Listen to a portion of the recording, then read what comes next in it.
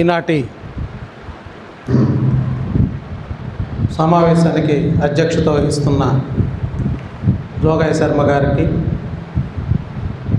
పెద్దలు గురువర్యులు చంద్రశేఖర కల్పూర గారికి, అదేవిధంగా పుల్లయ్య సార్ గారికి, ముందున్నటువంటి పెద్దలందరికీ నమస్కరిస్తూ, మాతృమూర్తులకు కూడా, ముఖ్యంగా మాకు మాతృమూర్తులు ఎక్కువ వస్తే ఇంకా సంతోషంగా ఉండేది. వీళ్ళందరినీ నేనేదో స్కూల్ పిల్లలు పిలుస్తారో వాళ్ళకి 4 మాటలు చెప్దామని నేను అనుకున్నాను. అయితే నాకన్నా పెద్ద పిల్లల్ని పిలిచినారు, అది వచ్చిన ఇబ్బంది. ఇప్పుడు వివేకానందుని గురించి, వారి బోధనల గురించి దాదాపు అందరికీ తెలుసు, ముఖ్యంగా మనకు ఇప్పుడు ఉన్నటువంటి హాల్లో ఉన్నటువంటి పెద్దలందరికీ కూడా. అయితే మరి ఇంద్రకంటి వెంకటేశ్వర్లు గారు మరో పుస్తకం ఎందుకు రాశారు. రామకృష్ణ మఠం వారు పుంఖానుపుంఖలుగా గ్రంథాలు ప్రచురించడం జరుగుతుంది. అవి అందుబాటులో ఉన్నాయి, తక్కువ ధరలలోనే. అయినా కూడా ఇంద్రకంటి గారు ఎందుకు రాశారు అనేది మెయిన్. ఆయన 2003 ఆ ప్రాంతంలో వివేకానంద సందేశ ప్రచార సమితి అనే ఒక సంస్థను పెట్టడం జరిగింది. తద్వారా వారు ఎక్కడెక్కడి నుంచో పెద్ద పెద్ద ప్రముఖులను పిలిపించి వివేకానందుని గురించి, అందులో సారాంశం ఒకటే, వివేకానందుని గురించి. అలా అనేక సమావేశాలు నిర్వహించారు. ఆ పెద్దల మాట్లాడిన మాటలన్నింటినీ కూడా మరో పుస్తకంగా వేయటం జరిగింది. తర్వాత కాలంలో ప్రేక్షక ఆదరణ లేకపోవటం, మరి దేనివల్లనో మానుకోవటం జరిగింది. అందులో నేను కూడా చాలాసార్లు పాల్గొన్నాను. వారి తపన, ముఖ్యంగా మాకు టీచర్లకు ఉన్న తపనలో ఆయనది మరో ఎత్తు. పిల్లలకు మంచి విషయాలు అందించాలి. ఇందాక జోగయ్య శర్మ గారు చెప్పినట్టుగా ఈ హిందూ మతం రాను రాను కొనారిల్లిపోతున్న దశలో బ్రిటిష్ వారి పరిపాలన, క్రైస్తవ మత ప్రచారం, దీనివల్ల హిందూ మతం ఇంకా తగ్గిపోతుందన్న దశలో వివేకానందుడు రావటం వల్ల మళ్ళీ పునరుజ్జీవనం పొందటానికి ఒక ఆస్కారం ఏర్పడింది. ఆ విషయాలను ఆయన మాటల్లో తను చెప్పాలని చెప్పేసి ఈ పుస్తకాన్ని, చాలా చిన్న పుస్తకంలా కనపడ్డా అనేక అంశాలు, కేవలం ఆయన గొప్పవైనటువంటి మాటలు, భావోద్వేగాలు అవన్నీ చెప్పటమే కాకుండా దానికి ఆయన ఎంత శ్రమపడ్డది, ఆయన దాదాపు 40 జబ్బులతో బాధపడుతూ కూడా ఈ దేశం కోసం, ఈ ప్రజల కోసం ఆయన తపన పడ్డ తీరు, అలాగే విమర్శకులు అనేక మంది, ముఖ్యంగా మనం గొప్పగా చెప్పుకునే బ్రహ్మ సమాజం కానీ, థియోసాఫికల్ సొసైటీ, దివ్యజ్ఞాన సమాజం వారు కానీ ఎప్పుడు ఆయనకు పక్కలో బల్యంలాగా ఉండేవారు. వాళ్ళందరినీ తట్టుకొని, అలాగే విదేశాల్లో క్రైస్తవ మిషనరీల దాడిని తట్టుకుంటూ, అలాగే ఆయన అనుకున్నది ఒకటి, భారతదేశం యొక్క ఈ ఆధ్యాత్మిక సంపదను ఐరోపా దేశాలకు పంచి అక్కడ ఉన్నటువంటి భౌతిక సంపదను తీసుకొచ్చి ఈ పేద ప్రజలకు పంచాలనేది ప్రధాన ఆశయం, ఆయనకున్న ఆశ. కానీ అది ఎంతవరకు నెరవేరుతుంది అనే దాని మీద ఆయన చాలా తపన పడ్డాడు, అనేక ఇబ్బందులు పడ్డాడు. ఆయన కుటుంబ పరిస్థితి, రామకృష్ణ పరమహంస గారు చనిపోవటము, ఆ తర్వాత రామకృష్ణ మఠ నిర్మాణానికి కృషి చేయటానికి ఎంత తపన పడ్డారో ఆ ఇబ్బందులు కూడా చాలా కూలంకషంగా మన పుస్తకంలో ఇవ్వడం జరిగింది. ఇంద్రకంటి వెంకటేశ్వర్లు గారు ఒక టీచరు, పేరుకేమో తెలుగు టీచరు. ఇందాక పుల్లయ్య గారు అన్నట్టు ఆయన ఇంగ్లీష్ చెప్పేవాడు, మ్యాథ్స్ చెప్పేవాడు, సైన్స్ చెప్పేవాడు. అది చాలామంది టీచర్లలో ఉండదు. నేను హిస్టరీ లెక్చరర్ను, నేను హిస్టరీ ఒకటి చెప్పగలను, అంతో ఇంతో చెప్పమంటే తెలుగు, ఎకనామిక్స్ చెప్పగలను. అంతకన్నా ఈ సైన్స్ జోలికి, మ్యాథ్స్ జోలికి, ఇంగ్లీష్ జోలికి నేను పోలే. మరి ఆయన ప్రతిభా సంపన్నుడు కనుక ఆయనకు ఆసక్తి కూడా ఉంది. ఎందుకు ఆసక్తి ఉందంటే ఆయన పండిట్ ట్రైనింగ్ అయిపోయాక కూడా మళ్ళీ ఉస్మానియా యూనివర్సిటీ స్టూడెంట్స్ పక్కన కూర్చొని ఆయన ఇంగ్లీష్ నేర్చుకొని బిఏ ఇంగ్లీష్ పాస్ అయ్యారు. అలాంటి ఆసక్తి కూడా ఉండాలి ప్రతి ఒక్కరికి. ముఖ్యంగా దీనికి ముందు మాట రాసినటువంటి శేషమణి శర్మ గారు, కోడూరి వారు ఇద్దరు కూడా ఇచ్చినటువంటి సమాచారం వల్ల, ముఖ్యంగా శేషమణి శర్మ గారు చాలా వివరంగా ఆయన మిత్రత్వం గురించి ఎక్కువగా రాసింది శేషమణి శర్మ గారే. వారిద్దరు మిత్రులు, ఇద్దరు తెలుగు పండితులు. వారు ఇచ్చిన విషయాల్లో ఇంద్రకంటి వారు మొదటి నుంచి కూడా సాహిత్యాభిలాషి కన్నా ఈ సంఘపరమైన సంస్కారాలకు బాధితులను వివేకానందుల్లాగా చూసే దృష్టి ఆయనకు బాగా నచ్చిన అంశాలు. ఆయన సాహిత్యకారుడు అని అనలేం, కానీ ఈ గ్రంథ రచనకు ఇది ఉపయోగపడాలా సొసైటీకి అనేది ప్రాథమిక లక్ష్యంతో ఆ పుస్తకాన్ని ఎన్నుకోవటం జరిగింది. మరి ఆయన అనేక సమావేశాల ద్వారా సేకరించిన సమాచారం అయితేనేమో, ఆయన చదివిన సమాచారం అయితే, మొత్తం మీద ఓ పుస్తకాన్ని ఒక మంచి రూపం సంక్షిప్తంగా అంటే ఇన్ బ్రీఫ్. ఆయన గ్రంథాలు చాలా పెద్ద పెద్ద గ్రంథాలు ఉన్నాయి ఆయన మీద, కానీ వాటన్నిటిని సంక్షిప్తిపరిచి అసలైన విషయాలను సూక్ష్మంగా మళ్ళీ అందులో కూడా చాలా స్పష్టతగా ఆయన రాయటం జరిగింది. ఇది ఇంద్రకంటి గారి కృషి. నిజంగా కూడా ఆయన కృషి, మరి ఆయనకు ఆరోగ్యం బాగాలేక విజయవాడ, హైదరాబాద్ తిరుగుతూ కూడా మెల్లమెల్లగా తిప్పలబడి చివరి దశకు రాయటము, మన శివప్రసాద్ గారు దాన్ని డిటిపిది ఇవ్వడం నేను అప్పుడు చూసా. నేను కూడా అవి డిటిపి చేయిస్తుంటాను అతని దగ్గర, దస్తగిరిని అతని దగ్గర చేయిస్తున్నారు. ఇది ఎవరిదంటే సారు రాస్తున్నాడు అని చెప్పేసి అని అన్నారు, 2-3 ఆయన బతుకున్నప్పుడు. ఆ విధంగా ఆ పుస్తకం రూపకల్పన జరగటానికి ఇన్ని రోజులు పట్టినా కూడా ఒక అద్భుతమని నేను చెప్పలేను, కానీ వివేకానందుడి గురించినటువంటి సమస్త సమాచారం ఇన్ బ్రీఫ్ ఈ పుస్తకంలో దొరుకుతుంది. ఇక వివేకానందుడు పడ్డ తపనను అందరికీ అందించాలనేటువంటి సదాశయంతో ఆయన వివేకానంద సందేశ ప్రచార సమితి పెట్టడం అయితేనేమి, తద్వారా ఉపన్యాసాలు ఇప్పించడం అయితేనేమి, ఇవన్నీ వీటికి తోడు అనేక పుస్తకాలు అలా పనికొచ్చే వాటికి ఆధ్యాత్మిక విషయాల్లో కూడా ఆయన ప్రవేశం ఉంది. కానీ మరి మన ఫ్రెండ్స్ బుక్ డిపో పుల్లారెడ్డి సహచర్యంతో దాదాపు ఇప్పుడే అన్నారు వారు 40 పుస్తకాలు సహచర్యంతో ఇలాంటి పుస్తకాలను ప్రజలకు అందించడానికి ఆయన కృషి చేశారు ఇద్దరు కలిసి. ఇలాంటి ప్రక్రియలు ఆయన మొదటిని చెప్పానే ప్రజలకు ఉపయోగపడేటటువంటి ఒక సాహిత్యాన్ని అందించాలి, అది ఉపయోగపడేది ముఖ్యంగా విద్యార్థులకు అని చెప్పి ఆ దశగా మరి వివేకానందుడి గురించి అంత అవగాహన, ఎందుకు ఆయన మీద అంత ప్రేమ పెంచుకున్నాడు అని అంటే, ఆయన మాటల్లో వివేకానందుడు బాగా చెప్పానే, ఈ ఆధ్యాత్మిక సంపదను అక్కడికి తరలించి అక్కడ భౌతిక సంపదను ఇక్కడికి తరలించాలని. మీకు తెలుసు వివేకానందుడు విశ్వనాథ్ దత్త భువనేశ్వరిదేవి పుట్టాడు. మొదట్లో ధనికంగా ఉన్నారు. ఆయన డిగ్రీలో ఉన్నప్పుడు వాళ్ళ నాయన చనిపోవటంతో పేదరికం కుంగిపోయింది. జమీందారులాగా బతికినటువంటి కుటుంబం చివరకు తిండి కోసం కూడా తిప్పలబడాల్సి వచ్చినటువంటి దురవస్థకు చేరుకున్నారు.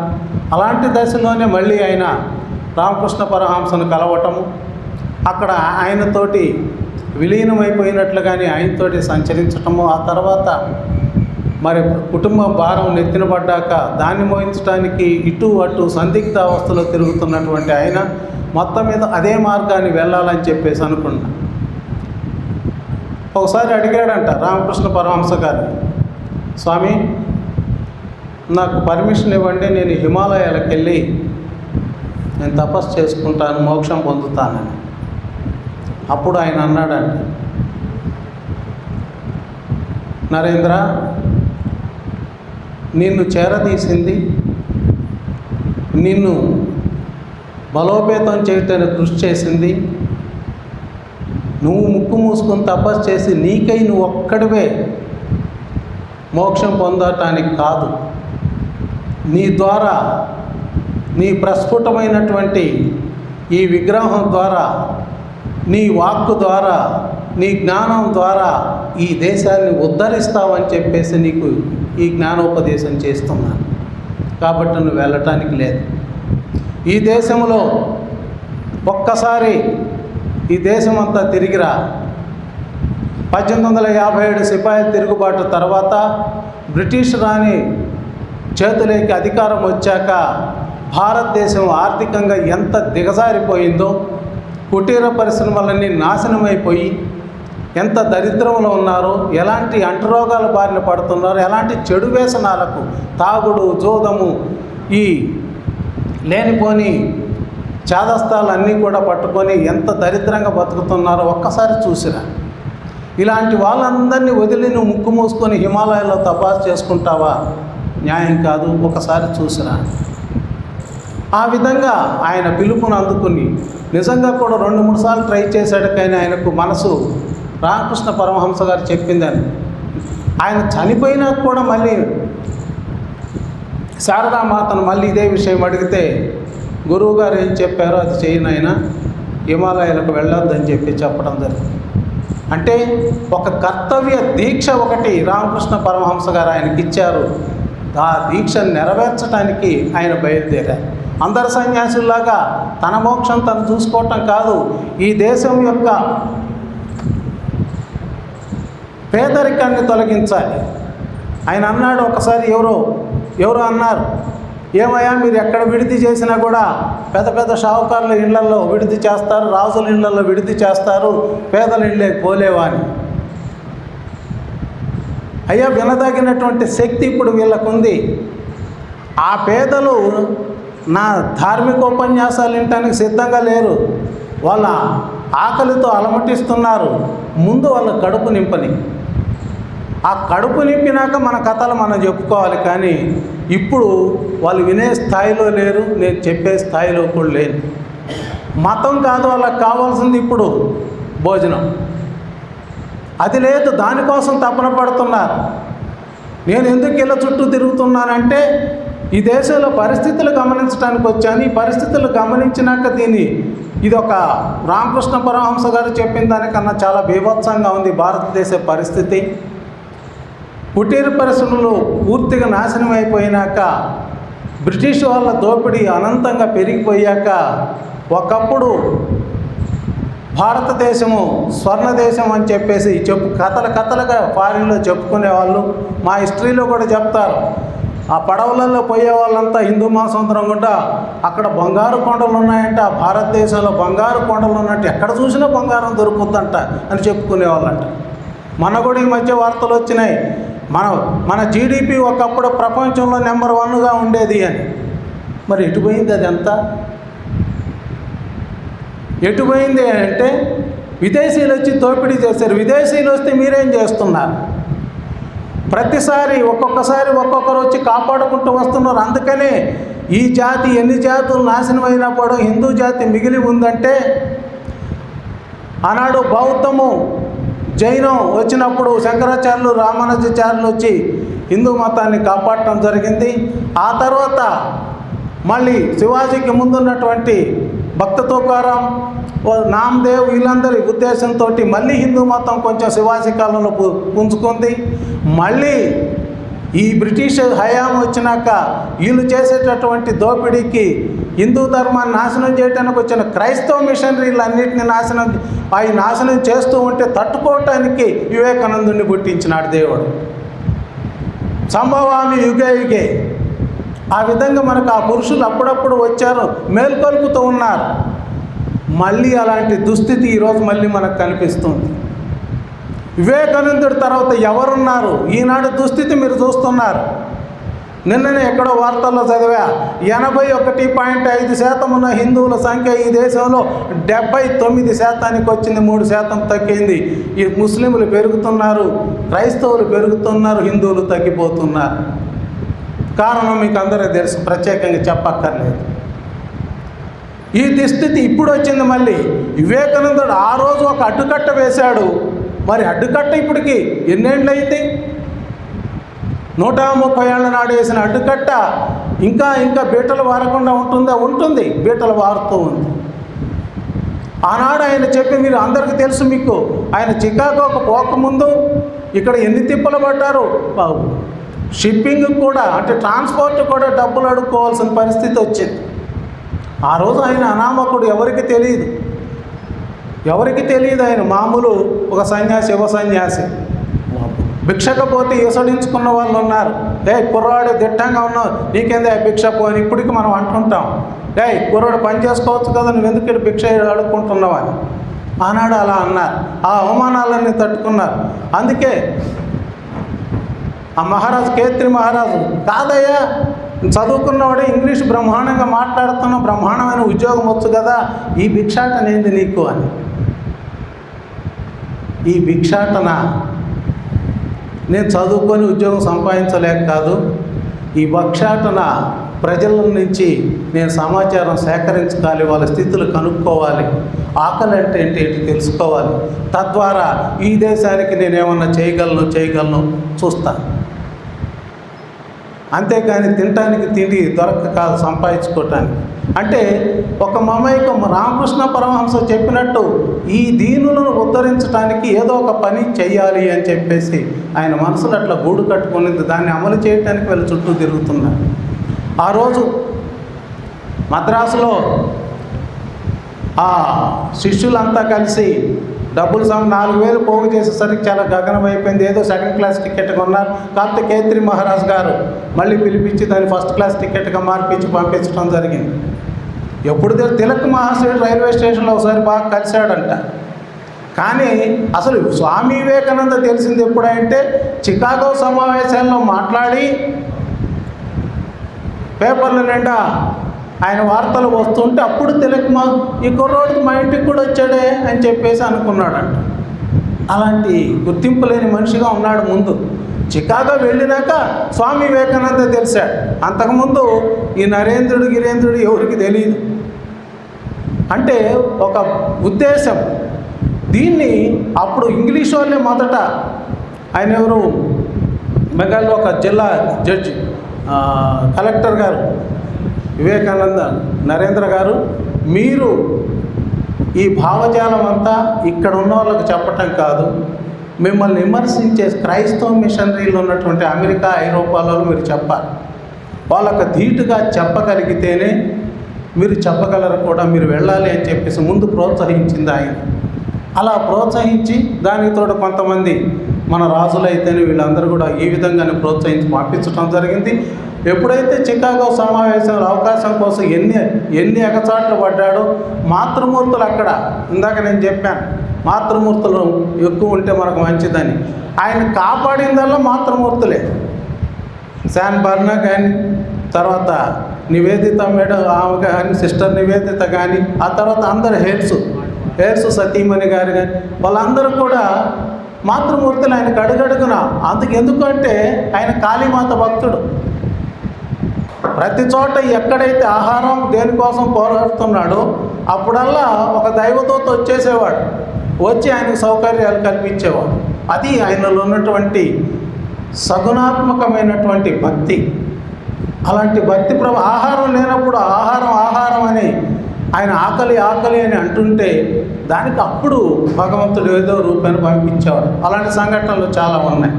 అలాగే అమెరికా కూడా అన్ని కష్టాలు పడి ఎక్కడ వ్యాంకోవర్ నుంచి చికాగోకి వచ్చి, చికాగో నుంచి మళ్ళీ బోస్టన్ పోయి, బోస్టన్ నుంచి మళ్ళీ చికాగోకి వచ్చి, ఈ పరంపరలో ఆయన అన్నీ పోగొట్టుకున్నా కూడా ఒక రైలు డబ్బాలో చింపిరి బట్టలతోటి, మాసిన బట్టలతోటి కూర్చొని ఉంటే ఆ మహాతల్లి పిలిచి లోపలికి ఆహ్వానించిందంటే ఆ స్వరద్రూపం ఎంతటిదో చూడండి.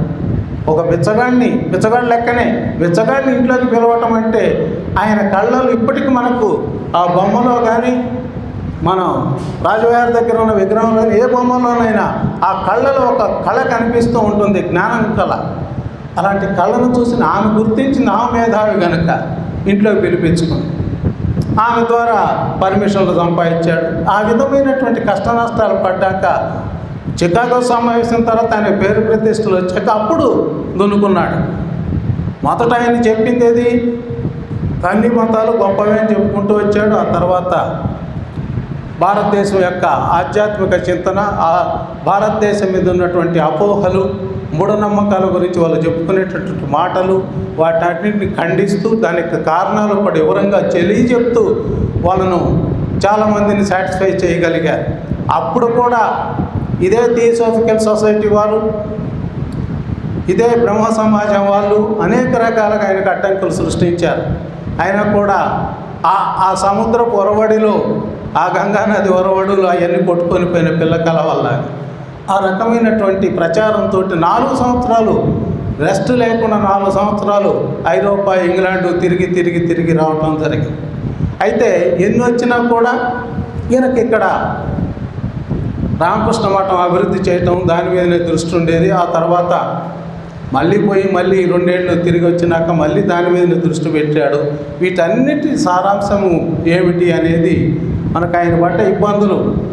ఎందుకంటే ఒక పాజిటివ్గా మనం ఆయన గొప్పతనాన్ని వివరిస్తూ మళ్ళీ ఆయన ఇబ్బందులు పడ్డాడని చెప్పటం అనేది సభలలో సమంజసం కాదే, కానీ పుస్తకాలలో సమంజసం. అవి కూడా తెలుసుకోవాలి. అంతటి మహోన్నతుడు ఎన్ని కష్టాలు పడ్డాడు అని చెప్పేసి అది కూడా నేటి యువతకు తెలియాల్సిన అవసరం ఉంది. మరి ఒక మనిషి చేయలేడా అంటే హీ కెన్ డూ. అందుకే అన్నాడు యూ కెన్ డూ అంటాడు ఆయన. స్టూడెంట్స్ని పట్టుకొని యూ కెన్ డూ. ట్రంప్ మనిషే, మోడీ మనిషే, నువ్వు మనిషివే, మరి వివేకానందుడు మనిషే. Why don't you? నువ్వు అందరు వివేకానందులు కాలేరు, అందరూ ట్రంప్లు కాలేరు, అందరూ మోడీలు కాలేరు, కానీ నువ్వు కూడా కాగల శక్తియుక్తులు నీలో ఉన్నాయి. ఆ దేవదేవుడు నీకు అన్నీ ఇచ్చినాడు, నీకు తెలివితేటలు ఇచ్చాడు, అన్నీ ఇచ్చినాడు. You are not utilising properly అని ఆయన చెప్పేది విద్యార్థులకు. మనందరం కూడా మనం ఒక దశలో ఆగిపోయాం. ఎందుకు ఆగిపోయామంటే మన బద్ధకమో, మనకి ఇంట్రెస్ట్ లేకనో, ఇక చాలేని ఒక తృప్తితోట మనం ఆగిపోయాం. ఏమైనా నువ్వు ప్రిన్సిపల్గానే ఆగిపోయినావు, ఏమైనా నువ్వు లెక్చరర్గానే ఆగిపోయావు అని అంటే దానికి కారణాలు ఇప్పుడు స్టూడెంట్ అనొచ్చు. ఏం సార్ నన్ను ఐఏఎస్ కమ్మని ప్రోత్సహిస్తున్నారు, మీరు ఎందుకు కాలేదు సార్ అని అంటే దానికి అనేక కారణాలు ఉంటాయి. అయితే మన ప్రోత్సాహం ఏమంటాం, టీచర్లకు మా బాధ్యత ఏమంటే, ఒరే నాయనా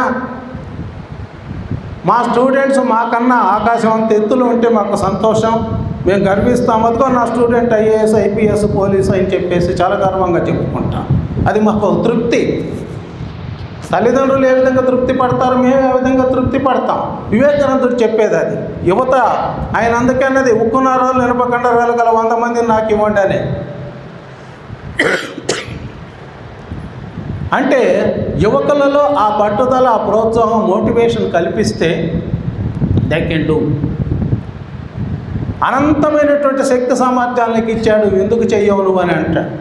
ఆయన చేశాడు కదా, దేశమంతా తిరిగి అనామకుడిగా తిరిగాడు, అన్నం లేకుండా తిరిగాడు, అన్నీ చేశాడు. మరి రాజుల దగ్గర వాళ్ళు మెప్పించాడు.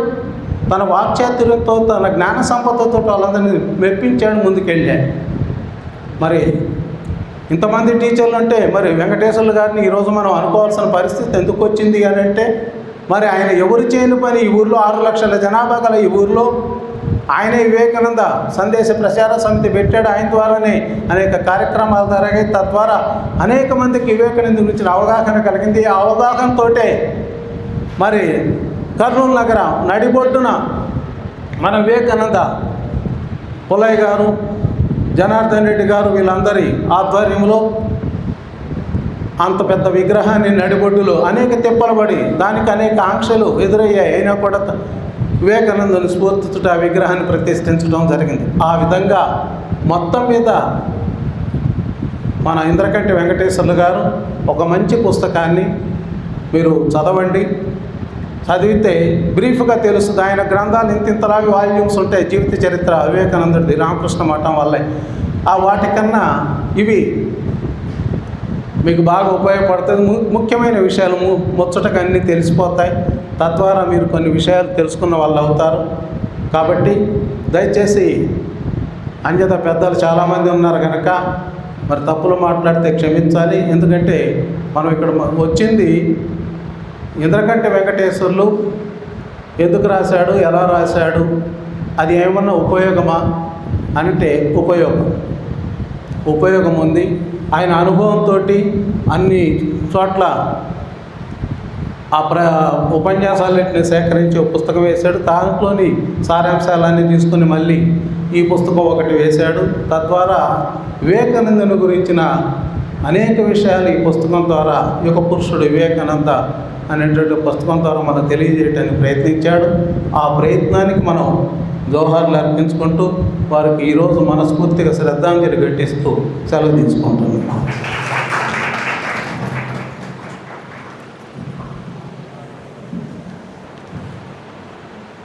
పుస్తకానికి చక్కటి సమీక్ష చేస్తూ మనకందరికీ ఆ పుస్తకం యొక్క చక్కటి దృష్టికోణాన్ని మనందరి ముందు ఉంచారు పెద్దలు చెన్నయ్య గారు.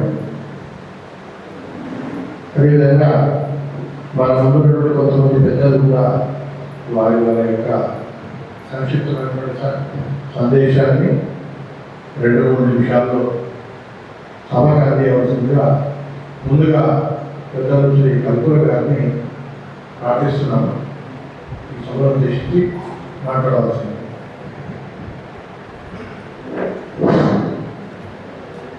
సభాధ్యక్షులు యోగేశ్వర గారు, ముఖ్య అతిథి రవీంద్ర పుల్లయ్య గారు, సమీక్షకర్త చెన్నయ్య గారు, మిత్ర బంధువులారా, ఎందరో మహానుభావులు, అందరికీ వందనాలు. భారతీయ సంస్కృతి సనాతన ధర్మం అనేది ఒక మహా ప్రవాహం. ఇది ఆది అంత్యం లేదండి. ఎప్పుడు పుట్టింది, ఎలా పుట్టింది, దానికి ఒకటే ఉద్దేశం, లోకహితాలు.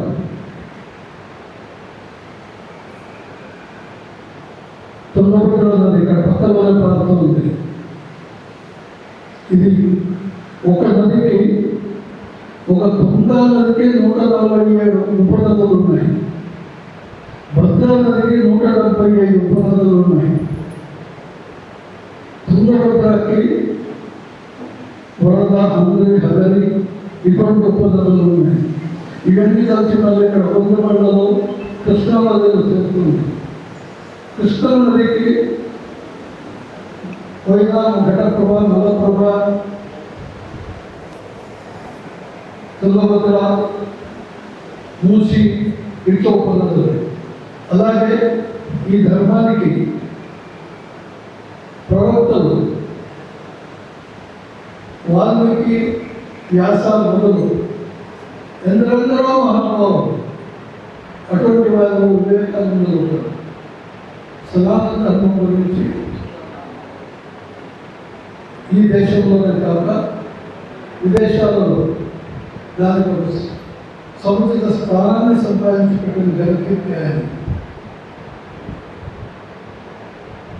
నిరంతరం వారి గురించి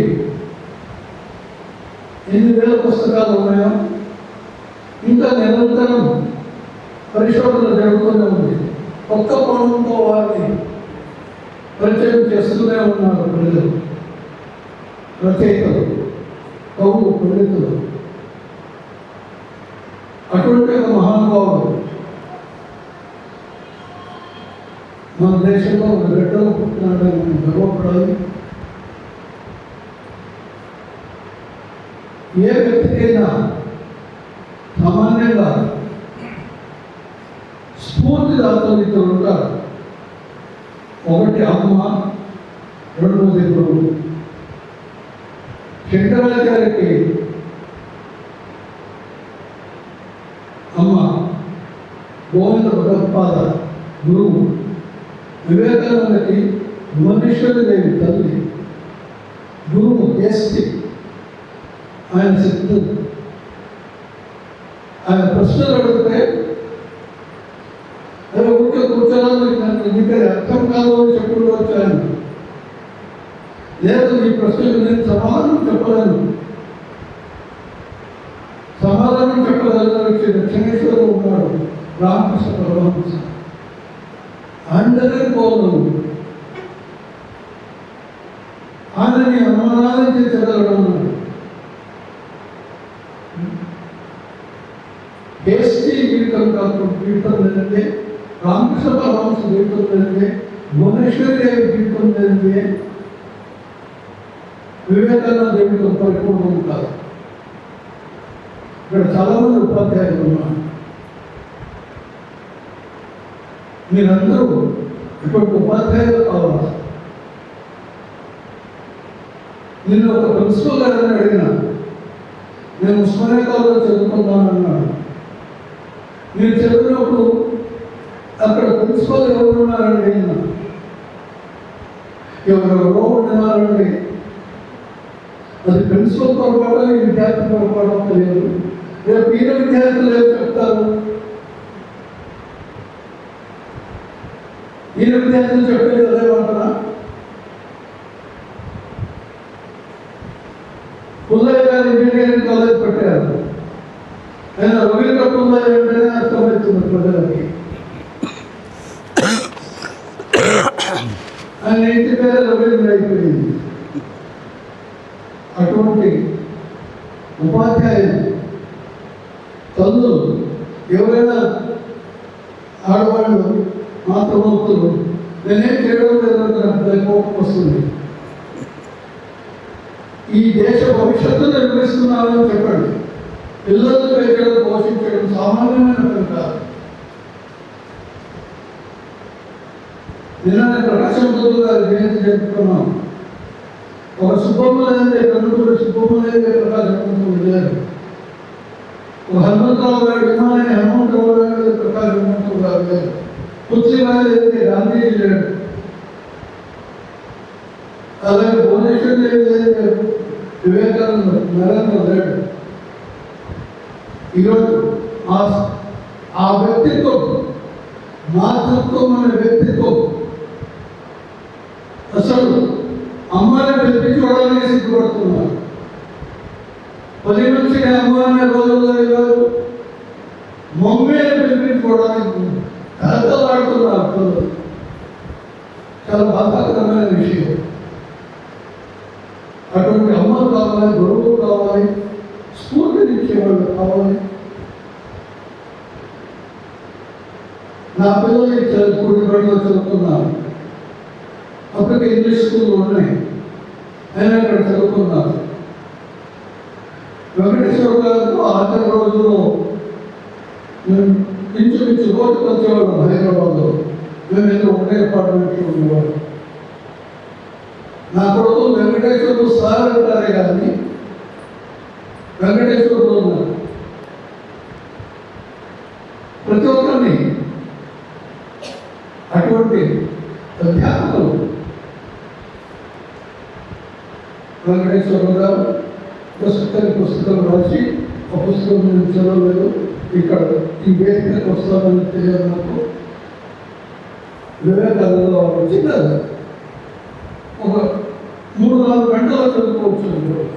3-4 గంటలు చదువుకొని అర్థం చేసుకోవాలి.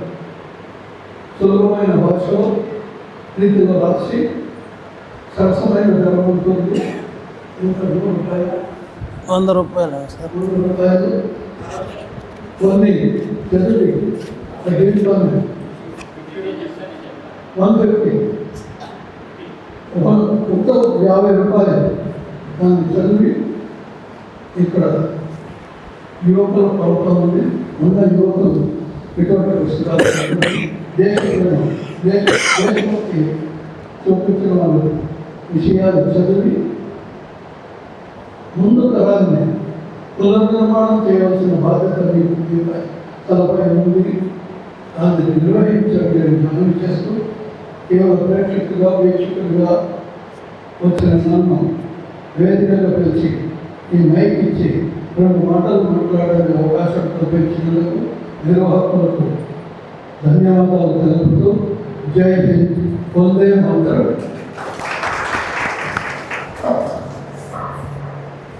పెద్దల ఆలోచన ఎప్పటికీ అది కూడా స్ఫూర్తిదాయకం. అదేవిధంగా మరో పెద్దవారు శ్రీ ఎన్ శేషపరిశర్మ గారు, వారు కూడా మీ యొక్క అనుభవాలు ఈ పుస్తకం యొక్క నిర్మాణంలో వెంకటేశ్వర సార్తో ఉన్న అనుభవాలు ఒక 2 నిమిషాలు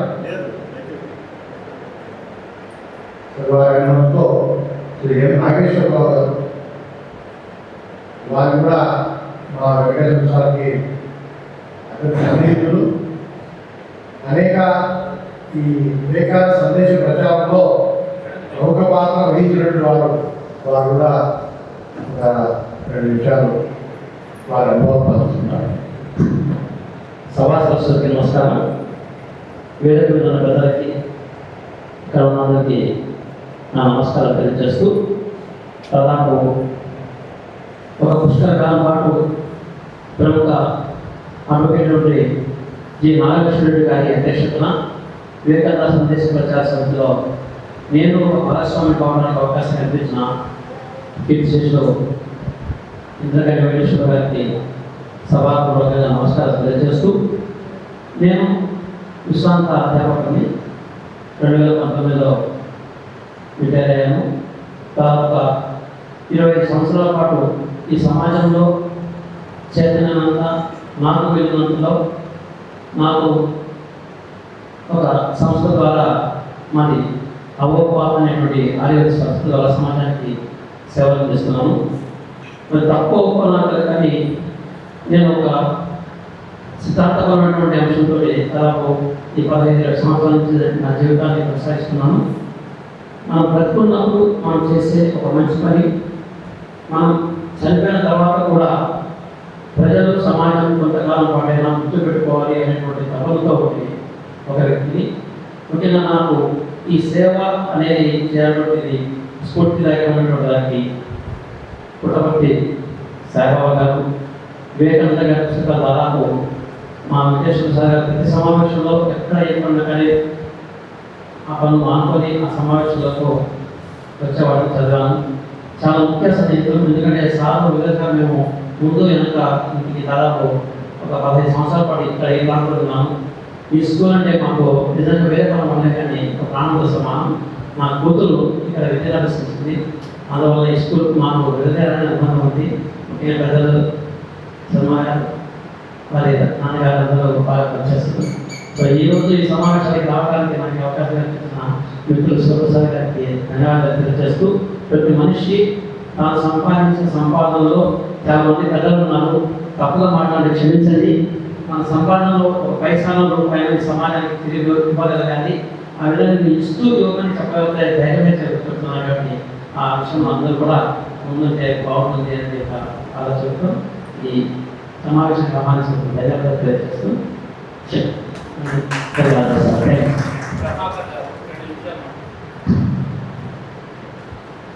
ప్రభాకర్ గారిని 2 నిమిషాలు సభను ఉద్దేశించి మాట్లాడాలనుకుంటున్నారు.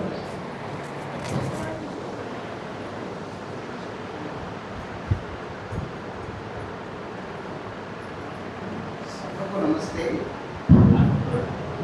ప్రభాకర్ మాతృమూర్తి, ఎస్ బిగినర్ సరోజమ్మ, స్ఫూర్తిదాత ఎస్ బిగినర్ స్వామి వివేకానంద. వివేకానంద వారు బ్లడ్లో మిక్స్ అయిపోయారు. 72 సంవత్సరాల వయసులో ఇంకా ఉడుకు రక్తం ఇనుప కండలాలు ఉన్నాయంటే వీరు పెట్టినటువంటి సాహితీ భిక్ష, వారి బోధనలు నన్ను అక్కడ కూర్చున్నటువంటి వాడిని ఒప్పుకొనివ్వలేదు. ఎందుకు నీ కాలం ఎందుకు ఇవ్వవు అని ప్రశ్నించింది లోపల నుంచి మనసు. అందుకే నిర్వాహకులను ప్రాధేయపడ్డాను, ఒక్క అవకాశం ఇవ్వండి అనేసి. వారి ఉపన్యాసాన్ని ప్రారంభిస్తూ మాతృమూర్తులను ప్రత్యేకంగా ప్రస్తావించడం జరిగింది గురుదేవుడు. ఎస్ వివేకానంద వారు ఏమంటారు అంటే, జన్మనిచ్చినటువంటి తల్లి మొట్టమొదటి గురువు. ఆ కడుపులో ఆ చిన్నారి చేస్తున్నటువంటి తెలియని అల్లరి పనుల వల్ల ఆ బాధపడుతున్నటువంటి ఆ మాతృమూర్తి అమ్మా అమ్మా అంటుందట, నొప్పి భరించలేక. అది శిశువు నేర్పినటువంటి మొట్టమొదటి పదము మాతృమూర్తి అమ్మ. అందుకనేసే దాన్ని మనం పెట్టుకునేటువంటి ముందు పేరు కూడా మాతృభాష, అమ్మ నేర్పినటువంటి భాష. అక్కడి నుండి ఆ మాతృమూర్తి యొక్క కనుసన్నల్లో ఒడిలో పురస్కరణాల పెరిగిన ఆ శిశువు ప్రపంచంలోకి వస్తుంది. ఆ ప్రపంచంలోకి వచ్చినప్పుడు ఆ మాతృమూర్తి చెప్పే మొట్టమొదటి మాట, నేను నీకు మాటను జన్మనిచ్చాను, ఇక నిన్ను భరించేది భూమాత, ఈ భూమాతను నమస్కరించుకోవాలంటుంది. ఆ తర్వాత సర్టెన్ ఏజ్ వచ్చిన తర్వాత పాఠశాల వరకు నడిపించుకొని వెళ్ళి అక్కడ ఒక మాటను పరిచయం చేస్తుంది. ఆవిడే విద్యాదాత, విద్యామాత, సరస్వతి మాత. మాతృ యొక్క సంస్కృతి, మాతృమూర్తి యొక్క గొప్పతనం చాటినటువంటి భూమి ఈ భారతదేశం. అందుకనేసే మనందరికీ మాత భారత మాత. ఎవరైనా ఎప్పుడైనా ప్రత్యేకంగా ఒక వర్డ్ కోసం వెతకండి డిక్షనరీలో బ్రదర్, ఆ బ్రదర్ అనేటువంటి పదానికి సోదరుడు అనేటువంటి ఒక మీనింగ్ ఉంటుంది మన మాతృభాషలో. సహ ఉదరుడు సోదరుడు. అమ్మతో తన కడుపుతో తన యొక్క సంతానం ఎవరైతే పంచుకొని పుట్టింటారో వాళ్ళందరూ కూడా సహోదరుడు. మరి జాతిలో మనం అందరం కలిసి ఉన్నామే, మనమంతా అన్నదమ్ములం. అందరికీ ఇంగ్లీష్ వాడు బ్రదర్ అనేటువంటి పదానికి 2 ప్లూరల్ వర్డ్స్ ఇంట్రొడ్యూస్ చేశాడు. ఒకటి brother, brothers, brother, brethren. Brother అంటే కూడా అన్నదమ్ములు. బ్రదర్స్ అంటే ఏక కడుపులో పుట్టినటువంటి సహోదరులు బ్రదర్స్. సమాజంలో మనం అందరినీ కలుపుకుంటూ సంబోధిస్తుంటాం, అన్న అన్న, తమ్ముడు తమ్ముడు అనేది, వాళ్ళు బ్రదరన్. ఈ మహానుభావుడు చికాగోకి వెళ్ళిన తర్వాత ఈ విధంగా మైకును చేతిలో పట్టుకొని my dear brothers and sisters అన్నాడు. సభ ఆశ్చర్యపోయింది. మనంతా ఎవరు, వాళ్ళెవరు, ఆ భారతదేశం నుంచి వచ్చినటువంటి ఇతరేంటి, మనందరినీ బ్రదర్స్ అంటున్నాడేంటి? మనమంతా ఏక సహోదరులు కాదే, ఒక గర్భం నుంచి ఉద్భవించలేదే, మరి ఎందుకు ఈ మహానుభావుడు బ్రదర్స్ అని అంటున్నాడు? వారి యొక్క ముఖ కవలికలను చదివినటువంటి వివేకానంద వారు, మనమంతా ఒక మాతృ గర్భం నుంచి వచ్చిన వాళ్ళమే, మన మాత విశ్వమాత. Wow, what a greatness! జన్మనిచ్చినటువంటి మాత నుండి ప్రపంచాన్నంతా వసుదైక కుటుంబంగా భావిస్తూ నా మాత విశ్వమాత అని చెప్పాడే, అందుకు ప్రపంచ ప్రఖ్యాతి పొందినటువంటి వాడు. ఒక్కొక్క అక్షరము ఆనిముత్యం, ఒక్కొక్క బోధన మన జీవితంలో అమలుపరుచుకుంటూ పోతే ఈ భారతదేశంలో ఎంతో మంది వివేకానందమైన వాళ్ళము తప్పకుండా జాతికి అందించిన వాళ్ళం అవుతారు. అలా చివరి పేజీకి వెళ్ళారండి ఈ పుస్తకంలో. ఇక్కడ రచయిత గారి విశేషాలు తెలియజేస్తూ, తల్లి జ్ఞాన ప్రసూనంగా. వివేకం అంటే ఏంటి, జ్ఞానం అంటే ఏంటి? సో ఆ జన్మనిచ్చిన తల్లి జ్ఞాన ప్రసూనంగా. తండ్రి పురుషోత్తమయ్య. ఎవరా పురుషోత్తముడు? మన జాతిని ఈ రోజు పూజిస్తున్నటువంటి పురుషోత్తముడు శ్రీరామచంద్రుడి అంశం. సో ఆ తల్లిదండ్రుల కడుపులో పుట్టినటువంటి అతన్ని ఒక ఇల్లాలు తన చిటికన వేలు అందించింది. ఆయన ఎవరు అంటే Vidyavati. What a beautiful word, Vidyavati. ఇక సంతానానికి తను పెట్టుకునేటువంటి పేరు అరవిందుడు జ్ఞాన ప్రశాంతి. వివేకానందంలో మమేకమైనటువంటి జీవితం. ఖచ్చితంగా ఈ పుస్తకంలో ఆనిముత్యాలు దొరుకుతాయి అని మధ్యలో లేచి వెళ్ళి సభా విరుద్ధమైనా కూడా బుక్ తెచ్చుకున్నాను. కాస్త స్మెల్ చేయాలి. అక్కడ ఈ నిర్వాహకులను ఒక చిన్న రిక్వెస్ట్ చేశారు, బాబు అవకాశం ఉంటేనే.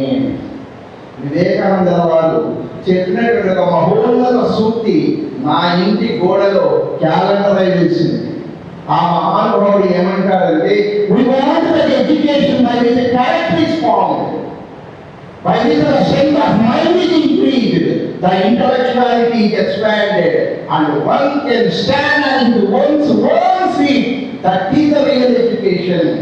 ఎలాంటి ఎడ్యుకేషన్ ఇస్తారు ఈ జాతికి అంటూ తాను అంటాడు. We want by which the character is formed. గుణశీలాలు కావాలి. ఎంఏలు, ఎంఎస్సీలు, ఎంబీఏలు లాంటి పట్టాలు మనకు కావాల్సింది. జాతికి కావాల్సినటువంటి గుణశీలాలు అందించేటువంటి జాతిని తయారు చేయండి, అటువంటి విద్యను ఇచ్చండి. By which character is formed. అలాంటి గుణం డెవలప్ కావాలి. By strength of mind is increase. నా జ్ఞాన బలం అనేటువంటిది రోజు రోజుకు by which one can stand on his own feet. తన యొక్క కాళ్ళ మీద తాను ఆధారపడే విద్యను ప్రసాదించండి అన్నాడు.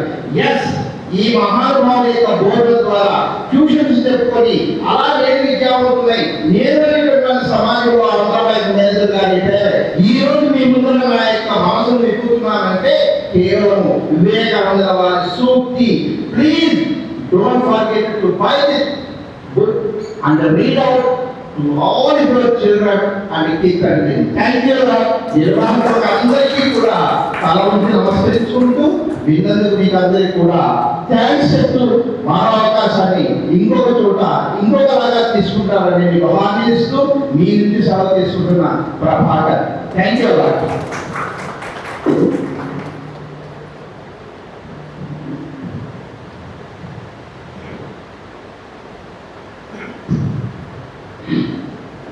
ఈనాటి సభ సూర్యముఖానికి వచ్చారు. వందన సమర్పణ, శాంతిమంత్రం. వందన సమర్పణ చేసే ముందు ఒక చిన్న విషయం ప్రస్తావన చేస్తాను. ఈ పుస్తకాన్ని ఇక్కడ వచ్చిన వాళ్ళకి ఉచితంగా ఇవ్వడం కష్టమేమి కాదు. కానీ వచ్చిన వాళ్ళతో కొలిపించాలనే ఉద్దేశంతో పుస్తకాన్ని ఉచితంగా ఇవ్వడం లేదు.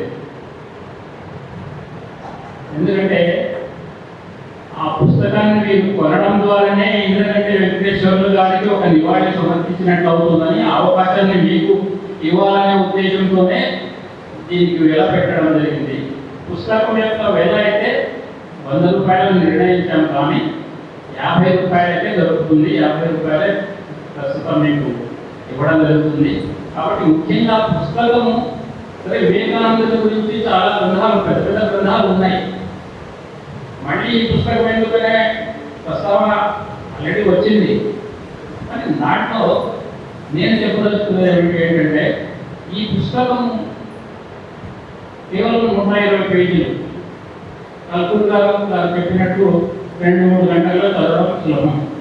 పెద్ద పెద్ద గ్రంథాలు చదివేటువంటి ఓపిక, సమయము చాలా మందికి ఇప్పుడు లేదు. కానీ ఈ చిన్న పుస్తకాన్ని చదవడం ద్వారా పెద్ద పెద్ద గ్రంథాలు చదవాలనేటువంటి జిజ్ఞాస ఖచ్చితంగా ఏర్పడుతుందనేటువంటి విశ్వాసం నాకుంది. కాబట్టి బిగినర్స్కి ఈ చిన్న పుస్తకం చదివితే తప్పకుండా ఆ జిజ్ఞాస కలుగుతుంది. ముఖ్యంగా హై స్కూల్ విద్యార్థులు, కాలేజీ విద్యార్థులకు ఎక్కువ మందికి ఈ పుస్తకాన్ని చేర్చాలనేటువంటి ఆలోచన ఒకటి ఉన్నది. అందుకు ప్రయత్నం కూడా చేయడం జరుగుతుంది. అట్లాగే మీకు వచ్చిన వారు తమ తమ ఫ్రెండ్స్కు లేదా బంధువులకు ఒక 2-3 పుస్తకాలు ఎక్కువగా కొని కూడా తీసుకుపోయి అందిస్తే బాగుంటుంది అనేది కూడా నా యొక్క మనవి. కాబట్టి వీలైనంత వరకు మనం ఈ పని చేద్దాం. ఈ పుస్తక ప్రచురణలో చాలామంది సహకారం అందించారు మనకి. అంటే పుస్తకం యొక్క DTPని సరిదిద్దడం దగ్గర నుంచి ప్రింట్ చేయడం వరకు శ్రీ పుల్లారెడ్డి గారు అయితేనేమి, వాళ్ళ అబ్బాయి లక్ష్మిరెడ్డి గారు అయితేనేమి, తర్వాత శేషపల్లి శర్మ గారు, కోడూరి నరసింహారావు గారు, వీరంతా కూడా పుస్తకం గురించి ముందుగానే దాన్ని తప్పులు దిద్దడం, ప్రింటింగ్ మిస్టేక్స్ సరిదిద్దడం, ఈ పనులను చేసి ముందు మాటలు కూడా కోడూరి నరసింహారావు గారు, శేషపల్లి శర్మ గారు మీరు రాయటం జరిగింది. ఈ పుస్తకాన్ని 1000 కాపీలు అయితే వేయించాం. అయితే అది ఎక్కువ మందికి చేరాలనే ఉద్దేశంతోనే మన వెంకటేశ్వర స్వామి వాళ్ళ బ్రదర్-ఇన్-లా శ్రీనివాస్ శర్మ గారు ఒక 200 పుస్తకాలు తాను తీసుకోవడం జరిగింది. అట్లాగే పుల్లారెడ్డి గారు వారు కూడా ఒక 200 పుస్తకాలు తీసుకోవడం జరిగింది.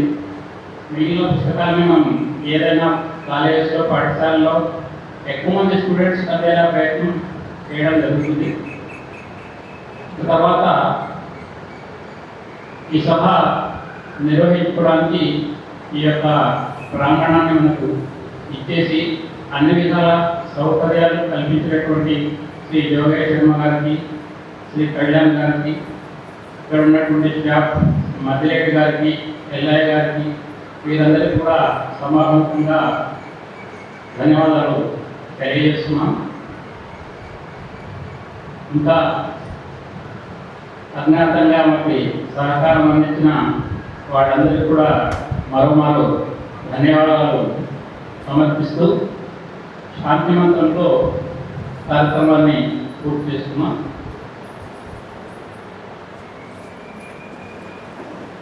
సర్వే భవంతు సుఖినః, సర్వే సంతు నిరామయాః, సంతు నిరామయాః, సర్వే భద్రాణి పశ్యంతు, సర్వే భద్రాణి పశ్యంతు, మా కశ్చిత్ దుఃఖభాగ్ భవేత్, మా కశ్చిత్ దుఃఖభాగ్ భవేత్. ఓం శాంతి శాంతి శాంతి. ఓం శాంతి శాంతి శాంతి. ఈ సభకు చేసిన వారందరికీ కూడా ప్రత్యేక ధన్యవాదాలు.